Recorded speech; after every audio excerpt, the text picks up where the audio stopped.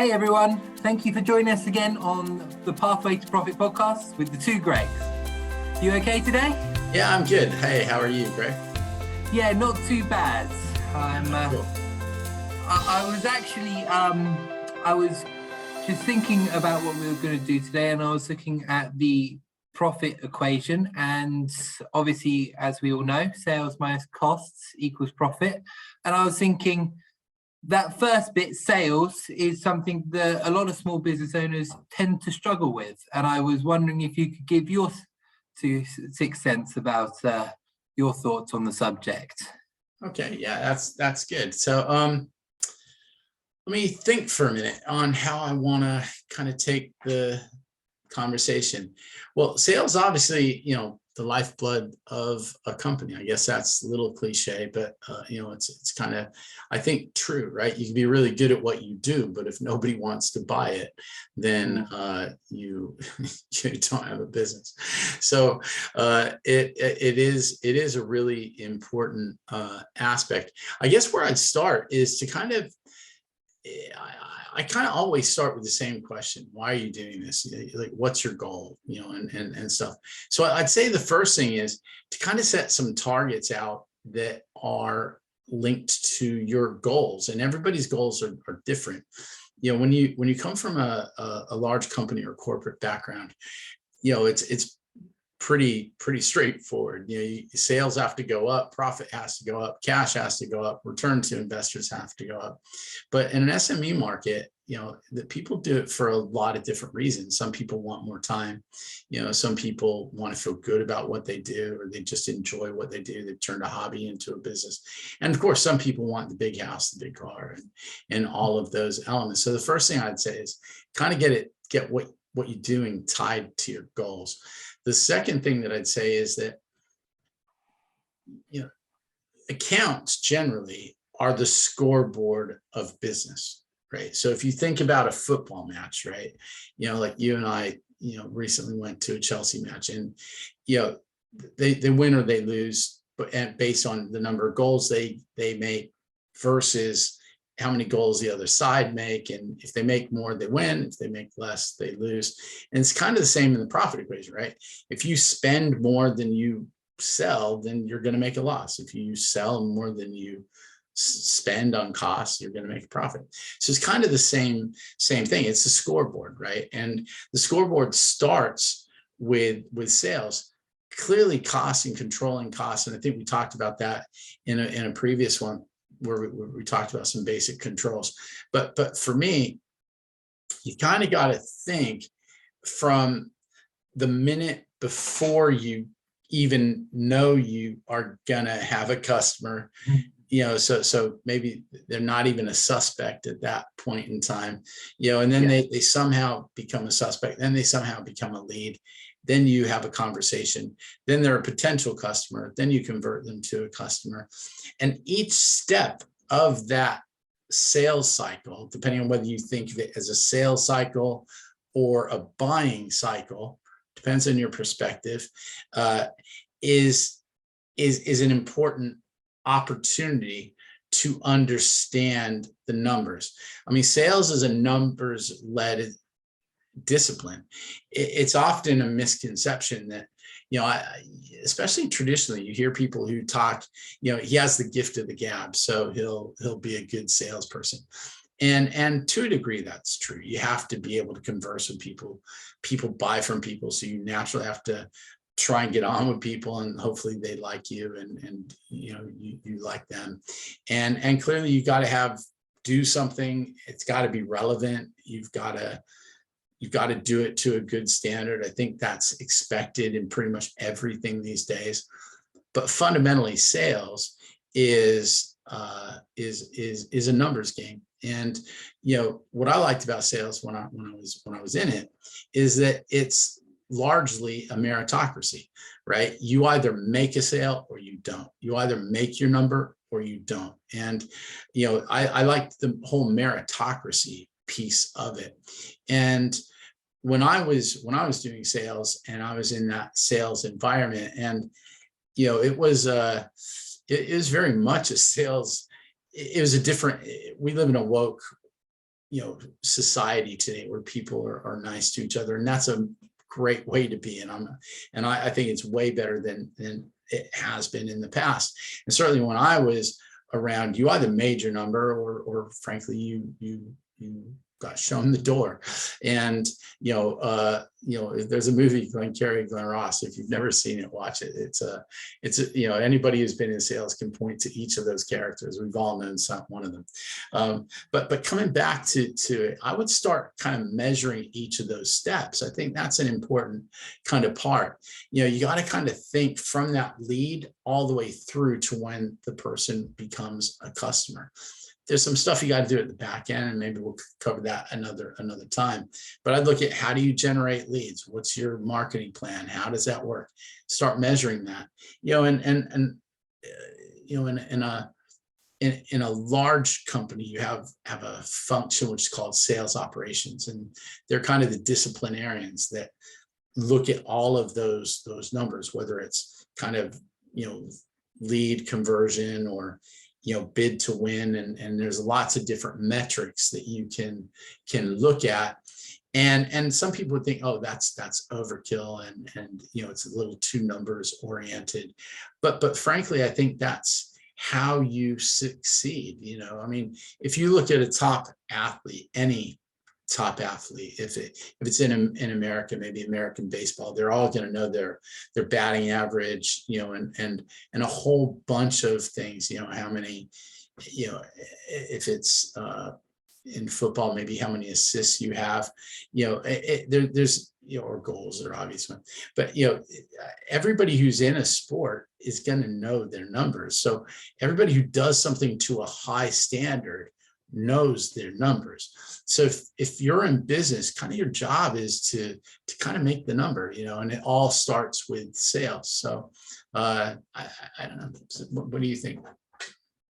Yeah, I think sales is one of those things that a lot of people put to the back of the list, and I know I've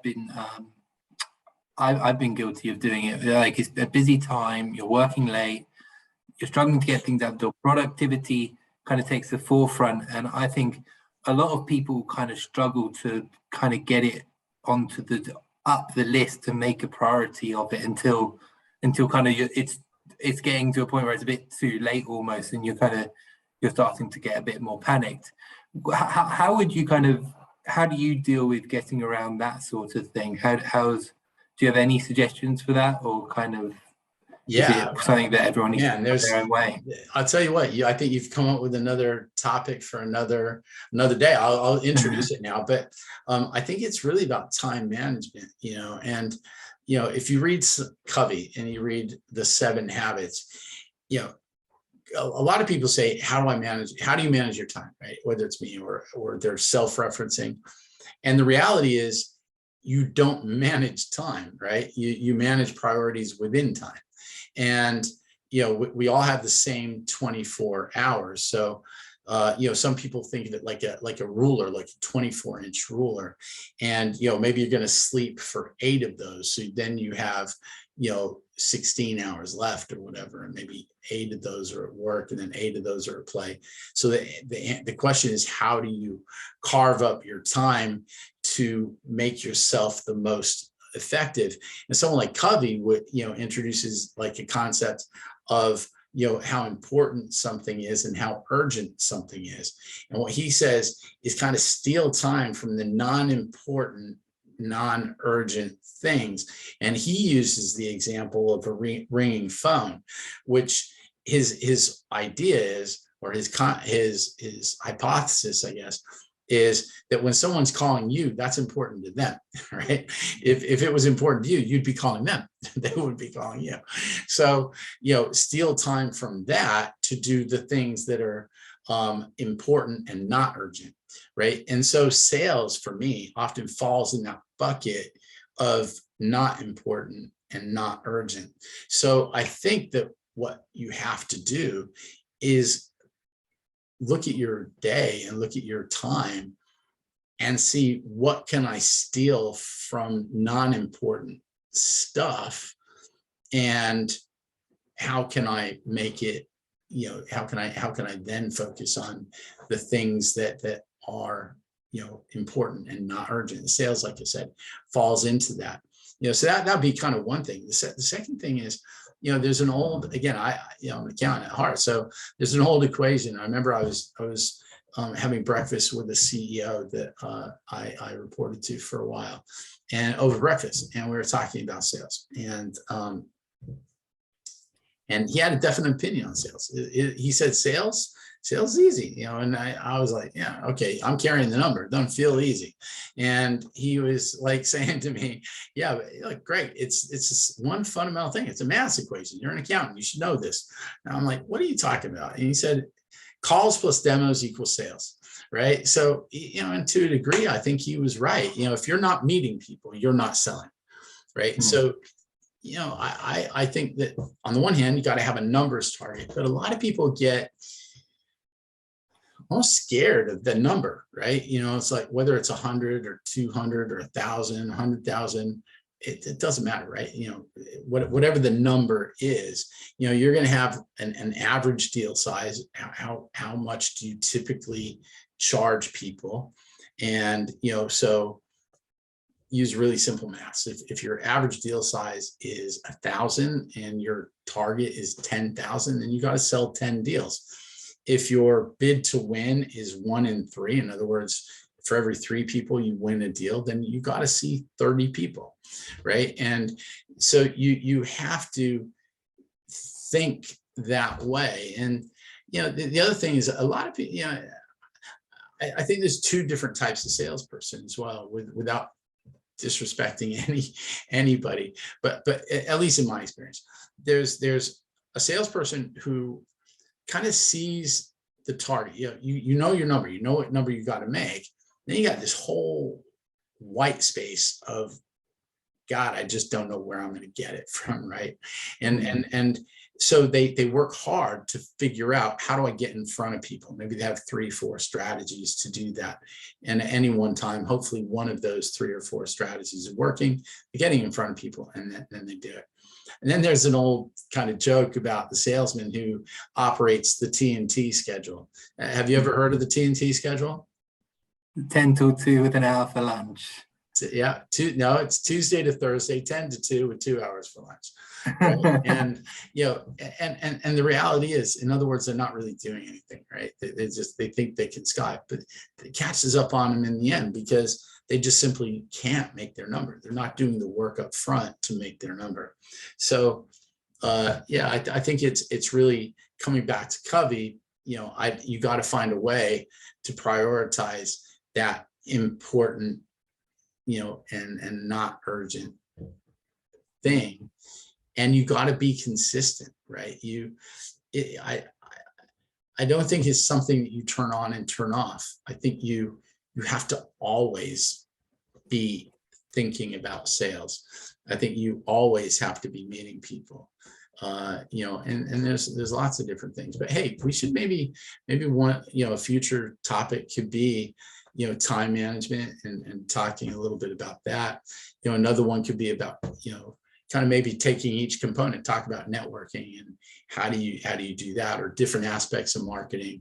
And maybe for some of them we'll get some guest speakers or something on, who knows when we'll do it. Yeah. But I think all of those would be good topics. But to stay on point for what you were talking about, I think that's really it. You got to start at the lead and then ask yourself, what am I doing?